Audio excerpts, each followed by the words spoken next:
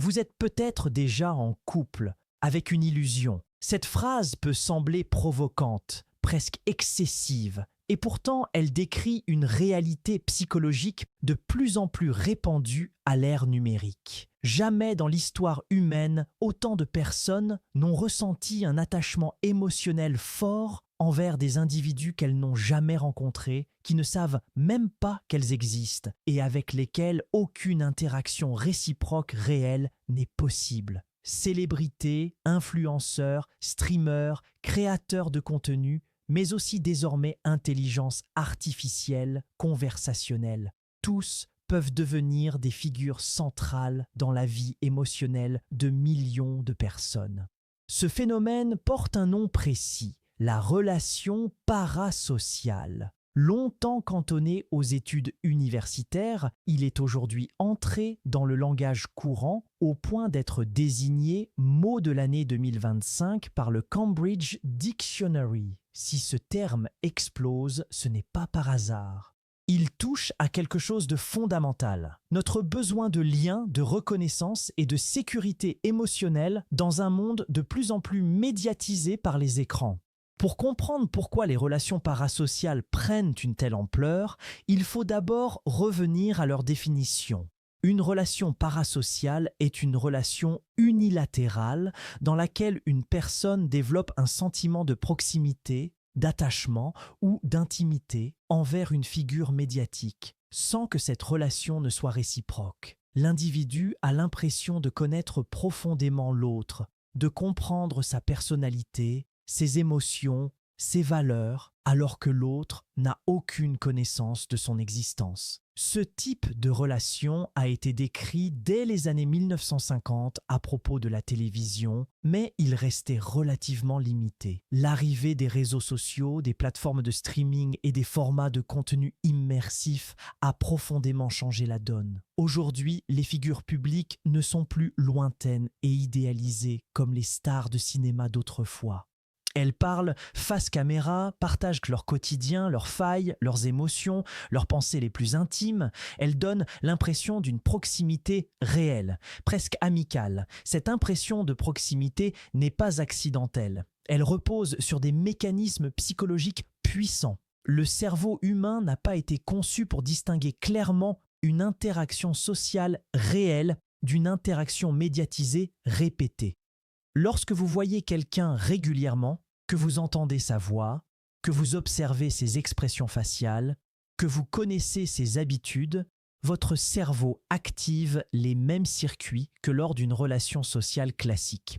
La différence fondamentale, c'est que dans une relation parasociale, il n'y a pas de réciprocité, pas de négociation, pas de risque réel de rejet. L'autre est toujours disponible, toujours cohérent, toujours lui-même, du moins en apparence. Cette stabilité est extrêmement rassurante pour l'esprit humain. Les relations parasociales répondent souvent à des besoins émotionnels bien réels. Elles ne sont pas le signe d'une faiblesse ou d'une pathologie en soi. Dans de nombreux cas, elles apparaissent dans des périodes de solitude, de transition ou de vulnérabilité, déménagement, rupture, isolement social, adolescence, vieillissement, difficultés relationnelles. S'attacher à une figure médiatique peut alors procurer un sentiment d'appartenance, de compréhension et même de soutien émotionnel. Regarder un streamer tous les soirs, suivre un influenceur depuis des années, écouter régulièrement un podcast peut créer une impression de continuité et de présence dans un monde perçu comme instable. Le problème n'apparaît pas tant dans l'existence de ces relations que dans leur place et leur fonction dans la vie de l'individu. Une relation parasociale peut rester relativement saine lorsqu'elle s'ajoute à une vie relationnelle riche et équilibrée. Elle devient plus problématique lorsqu'elle se substitue progressivement aux relations réelles ou lorsqu'elle est investie d'attentes émotionnelles irréalistes. C'est là que l'illusion commence à se former. L'illusion principale consiste à croire que cette relation est comparable à une relation réelle.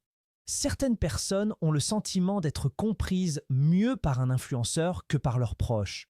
D'autres ressentent de la jalousie, de la trahison ou de la colère lorsque la figure médiatique change de comportement, de partenaire ou de ligne éditoriale. Dans les cas les plus extrêmes, l'individu peut organiser sa vie autour de cette relation, horaires calqués sur les lives, dépenses importantes pour obtenir une interaction minimale, détresse émotionnelle intense lorsque le contenu s'arrête ou évolue. Le lien, pourtant unilatéral, est vécu comme profondément personnel. Les réseaux sociaux amplifient ce phénomène par leur architecture même. Likes, commentaires, réponses occasionnelles, messages privés, tout est conçu pour donner l'illusion d'une interaction directe. Une réponse ponctuelle d'un créateur peut suffire à renforcer l'attachement pendant des mois. Le cerveau interprète ce signe comme une validation personnelle, alors qu'il s'agit souvent d'un geste standardisé ou stratégique. Cette dynamique est renforcée par les algorithmes qui exposent l'utilisateur de manière répétée aux mêmes figures,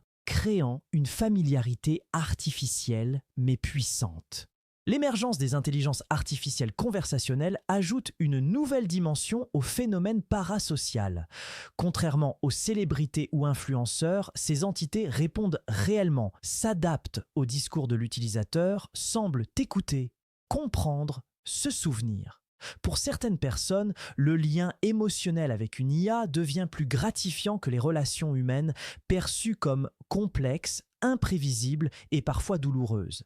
L'IA ne juge pas, ne rejette pas, ne se lasse pas. Elle incarne une présence constante et sécurisante. Là encore, le danger n'est pas l'utilisation ponctuelle ou ludique, mais la substitution progressive du lien humain par une relation artificielle perçue comme plus sûre. Les risques psychologiques des relations parasociales malsaines sont multiples. Le premier est l'isolement. Lorsqu'une part importante de l'énergie émotionnelle est investie dans une relation unilatérale, il en reste moins pour construire et entretenir des relations réciproques. Le second risque est la distorsion de la réalité relationnelle. Les relations réelles impliquent des compromis, des frustrations, des désaccords. Une relation parasociale, elle, est souvent idéalisée.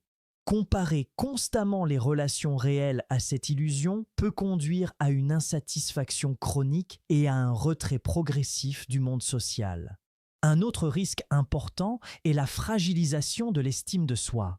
Dans une relation parasociale, l'individu peut se définir par le regard imaginaire de l'autre. Il peut chercher à être remarqué, validé, reconnu, sans jamais y parvenir réellement. Cette quête peut devenir addictive et douloureuse. À l'inverse, certaines personnes développent une illusion de proximité si forte qu'elles surestiment leur importance dans la vie de la figure médiatique, ce qui peut mener à des comportements intrusifs ou à une souffrance intense lorsque la réalité s'impose. Il est essentiel de comprendre que les relations parasociales sont aussi encouragées, parfois inconsciemment, par les industries du divertissement et des réseaux sociaux. Plus un créateur génère de l'attachement émotionnel, plus son audience est fidèle, engagée et monétisable. La frontière entre authenticité et mise en scène devient floue.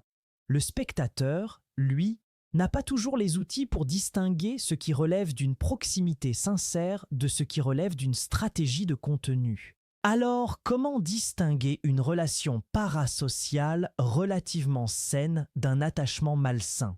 La première question à se poser est celle de la réciprocité. Une relation saine, même médiatisée, n'est pas investie comme une relation intime exclusive. Elle ne remplace pas les relations réelles, elle ne dicte pas les choix de vie, elle ne conditionne pas l'humeur de manière excessive. La seconde question concerne l'impact émotionnel. Si l'absence de contenu, un changement de ligne éditoriale ou une distance accrue provoque une détresse intense, il est probable que l'attachement soit devenu disproportionné.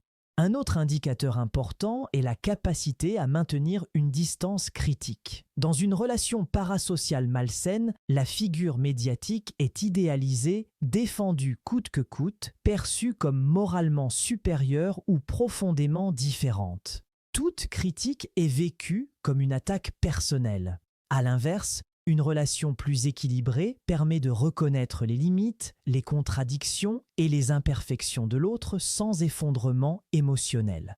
Il ne s'agit pas de diaboliser les relations parasociales, mais de les replacer à leur juste place. Elles sont le produit d'un environnement médiatique nouveau, qui exploite des mécanismes psychologiques anciens.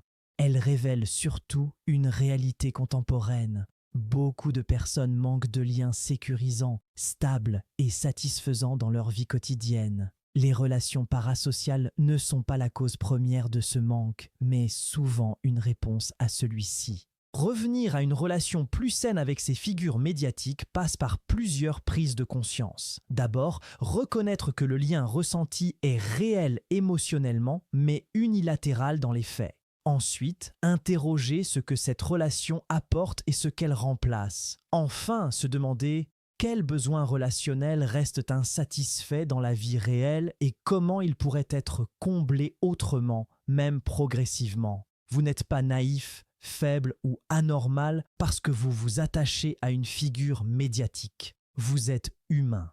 Mais lorsque l'attachement devient une illusion de relation, il peut enfermer plutôt que soutenir. La question n'est donc pas de savoir s'il faut supprimer ces relations, mais si elles vous relient davantage au monde ou si elles vous en éloignent. Et c'est précisément à cet endroit, subtil et souvent inconfortable, que commence la réflexion adulte sur nos liens à l'ère numérique.